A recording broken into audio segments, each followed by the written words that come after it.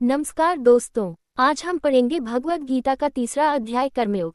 यह अध्याय अर्जुन को कर्म करने का मार्ग बताता है और हमें सिखाता है कि कैसे हम अपने जीवन में कर्तव्य, धर्म और सफलता को संतुलित कर सकते हैं। आइए विस्तार से समझते हैं। भगवान कृष्ण अर्जुन को बताते हैं कि जीवन में कर्म करना बहुत जरूरी है। केवल सोचने, ध्यान करने या इंतजार करने से जीवन नहीं चलता। कर्म ही हमें जीवन की ओर अग्रसर करता है। यदि हम कर्म नहीं करेंगे तो न तो हम अपने जीवन का लक्ष्य प्राप्त कर पाएंगे और न ही समाज में योगदान दे पाएंगे। श्लोक उदाहरण: कर्मण्येवाधिकारस्ते मा फलेषु कदाचन मा कर्मफल हेतुर्भूर्मा ते संगोस्त्व कर्मणि। अर्थ: तुम्हारा अधिकार केवल कर्म करने में है, फल की चिंता मत करो। इसका मतलब है कि हमें अपने कर्तव्य पर ध्यान देना चाहिए और परिणाम पर निर्भर नहीं होना चाहिए।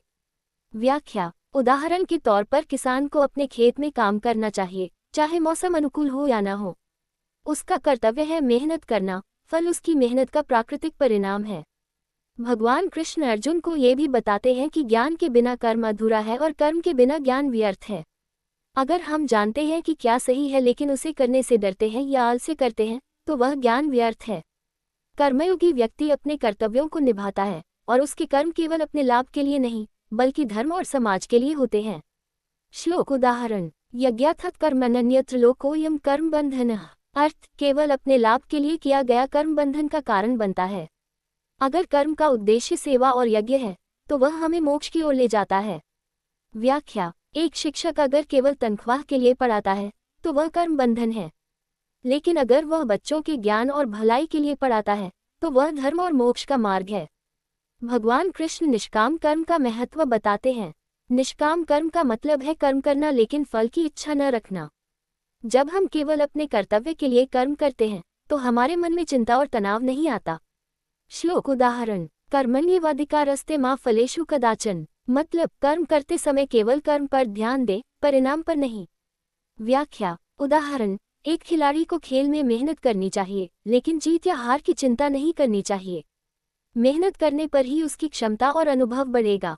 कृष्ण अर्जुन को समझाते हैं कि व्यक्ति को संतुलित जीवन जीते हुए कर्म करना चाहिए। न आलस्य में डूबो, न केवल परिणाम के लिए कर्म करो। कर्म करते समय मन, बुद्धि और इंद्रिय सब नियंत्रित हों। श्लोक उदाहरण: न हि कश्चित् क्षणमपि जातु तिष्ठत्य कर्मकृत। अर्थ: कोई भी व्यक्ति कभी भी केवल कर्म किए बिना नहीं रह सकता। कर्म करना जीवन का नियम है। व्याख्या: एक गृहस्थ को अपने परिवार, काम और समाज के बीच संतुलन बनाकर कर्म करना चाहिए। यही कर्मयोग है, लगातार, संतुलित और धर्मपरायण कर्म करना। कृष्ण बताते हैं कि हमारे कर्म का प्रभाव केवल हमारे जीवन तक नहीं बल्कि समाज और प्रकृति तक जाता है। अगर हम अपने कर्तव्य पूरे मनोयोग से करें तो यह समाज की भलाई करता है। उदाहरण: किसान, शिक्षक, डॉक्टर, इनके कर्म न केवल उनके लिए बल्कि समाज के लिए भी महत्वपूर्ण है। श्लोक उदाहरण: स्वधर्मे निधन श्रेयः परधर्मो भयः। अपने धर्म में किया गया कर्म उत्तम है। दूसरों के धर्म की नकल करना या उसे छोड़ना हानिकारक हो सकता है। कृष्ण कहते हैं कि कर्म बंधन भी बनाता है और मोक्ष का मार्ग भी। केवल स्वार्थ के लिए कर्म बंधन लाता है। निष्काम कर्म, यज्ञ और सेवा के लिए किया गया कर्म मोक्ष देता है। व्याख्या: उदाहरण: कोई व्यक्ति केवल पैसा कमाने के लिए काम करता है तो वह मानसिक और सामाजिक बंधन में फंस जाता है। लेकिन वही कर्म दूसरों की भलाई के लिए किया जाए तो वह मुक्ति का मार्ग बनता है। कर्म करना आवश्यक है, फल की चिंता किए बिना कर्म करना चाहिए। ज्ञान और कर्म का संतुलन महत्वपूर्ण है। कर्म से समाज और दूसरों की भलाई भी होती है। निष्काम कर्म से मन शुद्ध और जीवन सफल होता है। शाब्दिक रूप में कर्म ही जीवन की शक्ति है।